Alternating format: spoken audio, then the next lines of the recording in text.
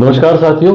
तो आज की इस शानदार और एक संकल्प के साथ होने वाली इस गोष्ठी में हम आप सभी साथियों को हमारे युवाओं के प्रेरणा स्रोत और आज की तारीख में एक यूथ आइकन के रूप में उभरे डॉक्टर चिन्मय पंड्या जी के संदेश के साथ कि युवा कौन है, हम आपको पूरे देश भर में युवा प्रकोष्ठ की जो गतिविधियां चल रही है और उन्हीं से प्रेरणा लेकर हम भी अपने क्षेत्र में ऐसी गतिविधियां चला सकते हैं कि कैसे युवा प्रकोष्ठ से जुड़कर युवा सही दिशा में कार्य कर रहे हैं, वो इस झलक में आप सभी देख पाएंगे।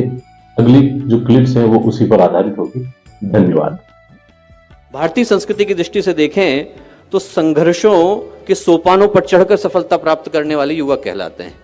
लाखों वर्षों तक कोयला घिसा जाता है तो हीरा बन पाता है, भट्टी में सोना तपा जाता है तो कुंदन बन पाता है, प्रकृति के प्रतिरोधों को सह सकने वाला बीज वृक्ष बन पाता है और धाराओं को चीरने वाला तैराक बन पाता है। जितनी भी परिभाषाएं हैं, जितने भी उदाहरण हैं, वो सारे के सारे युवा व्यक्तित्व के, युवा सोच के, युवा चिंतन के उदाहरण हैं। संघर्षों को सौभाग्य की तरह वर्णन करने वाले युवा कहलाते हैं, क्योंकि हमारे देश में युवा उम्र से नहीं दृष्टिकोण से तौले जाते हैं। हमारा देश अद्भुत देश, जिनका जीवन ठहर गया है, जिनका उत्साह ठंडा पड़ गया है, जिनके अंदर क्रांति की संभावनाएं जन्म नहीं लेती, जिनके मन में समाज को बदलने की, संस्कृति को उठाने की, राष्ट्र को बढ़ाने की सोच करवटें नहीं बदलती, जिनकी रगों में उमंग का, उत्साह का, उल्लास का उबाला नहीं आता, जिनके हृदय में दुखियों को, पीड़ितों को देखकर दया नहीं आती, करुणा नहीं आती, वो 18 के हों, 20 के हों, 22 के हों, फर्क नहीं पड़ता, उनका यौवन चला गया है, जवानी खो चुके हैं, वो लोग बूढ़े हो चुके हैं। और वहीं पर यदि व्यक्ति 60 का है, 80 का है, 90 का है, 120 का है, यदि उसके मन में राष्ट्र के निर्माण की, संस्कृति के उत्थान की, यौगिक उत्कर्ष की बात आती है तो हमारी दृष्टि में युवा है, क्योंकि हमारा देश उमंग से, उत्साह से, उल्लास से ओतप्रोत युवाओं का देश। एक ऐसा देश है जहां पर 89 वर्ष की उम्र में गोस्वामी तुलसीदास रामचरितमानस लिखने के लिए बैठते हैं। एक ऐसा देश है जहां पर 120 की उम्र में तैलंग स्वामी दीक्षा ग्रहण करते हैं, 118 की उम्र में नागार्जुन समाधि की यात्रा पर निकलते हैं, और 4 वर्ष के ध्रुव, नचिकेता, प्रहलाद, लिस्ट एकदम इनॉर्मस है, उपमन्यु, दालक, श्वेत केतु, अष्टावक्र, ये सब जन्म से योग का ज्ञान लेकर के आते हैं। क्योंकि हमारे देश में युवा होने का मतलब उम्र की निर्धारित कैटेगरी में होना नहीं होता। हमारे देश में युवा होने का मतलब राष्ट्र के प्रति, समाज के प्रति, संस्कृति के प्रति सही जज्बे का और सही जोश का होना होता है। और दोस्तों, आज की तारीख में अपना देश, अपना समाज ऐसे युवाओं की तलाश बड़ी शिद्दत से कर रहा है, बड़े दिल से कर रहा है। क्यों?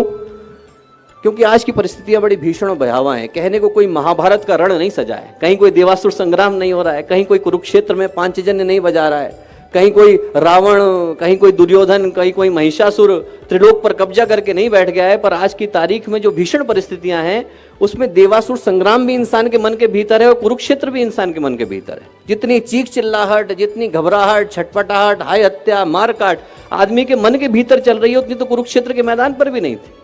आज का इंसान आलीशान मकान लेकर के बैठा है, करोड़ों के ढेर लेकर के बैठा है, सुख सुविधाओं के अंबार लेकर के बैठा है, पर भावनात्मक रूप से तो रिक्तता लेकर के बैठा है। 9 मंजिल का मकान बना करके बैठा है, पर परिवार को तो भुला करके बैठा है। चंद्रमा पर जाने का यान बना करके बैठा है, पर माँ को तो भुला करके बैठा है। महंगे अस्पताल लेकर के बैठा है, पर सेहत तो गंवा करके बैठा है। यूएस की डिग्री लेकर के बैठा है, पर कॉमन सेंस तो भुला करके बैठा है। और सबसे बड़ी बात कि जनसंख्या बढ़ा करके बैठा है, पर मानवता को तो गंवा करके बैठा है।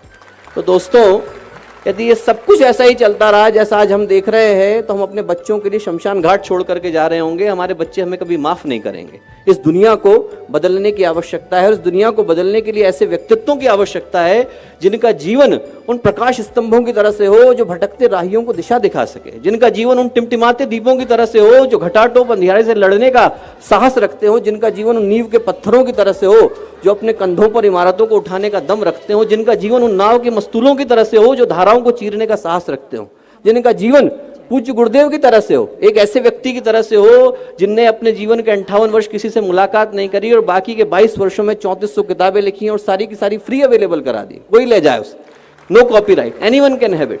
इस तरीके के व्यक्तित्वों की तरह से हो जो लाखों करोड़ों को दिशा दिखाने का साहस रखते हो। मेरी दृष्टि में युवा होने की यही परिभाषा है।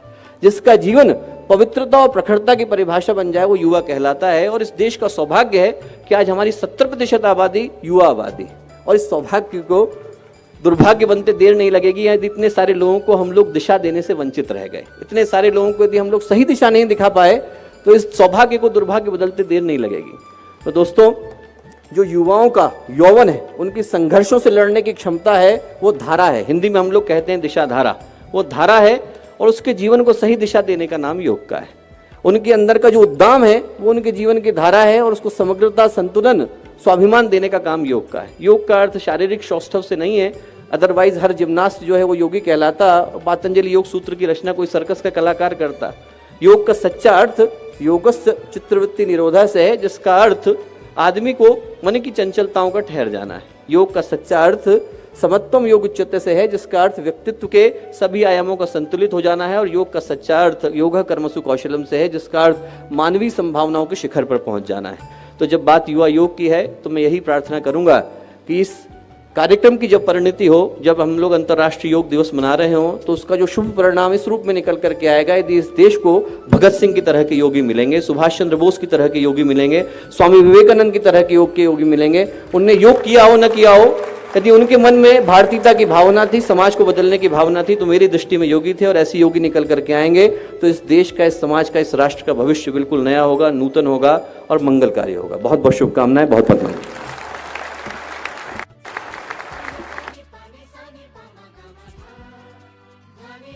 जहाँ मेरा कोचिंग है उसमें ज़्यादातर जगह तो रहता नहीं है बैठने का। वहाँ आप देखेंगे ना कि वहाँ एक गायत्री परिवार है, बहुत बेहतरीन काम करते हैं ये लोग। गरीब को, अनाथ को, जो कूड़ा बीनते उन लोग को पढ़ाता है ये लोग, बहुत अच्छा काम करते हैं। हम लोग इन्हें से ऑफिशियली नहीं मिले, लेकिन जो यहाँ के सेवक हैं, जो बच्चे हैं, वो पढ़ाते हैं। उन लोगों को हम कहते हैं भैया तुम उन्हें पढ़ाओ, तुम्हें जब भी वक्त मिले मेरे यहाँ आके पढ़ लिया करो। ये लोग जिस बैच में आके पढ़ लेते हैं, फीस नहीं लेते। जो वहाँ पे होटल, रेस्टोरेंट वगैरह है, तो रेस्टोरेंट में ज़्यादातर जो वेटर होते हैं वो शाम की ड्यूटी में लगते हैं, सुबह दोपहर में उतना रेस्टोरेंट नहीं चलता है। तो वेटर जितने हैं सब उनको कहते हैं भाई तुम पैसा वैसा मत देना, जितना भी पढ़ना है तुम सुबह वाले बैच में पढ़ लो, रात वाले में ड्यूटी कर लेना। यहाँ पे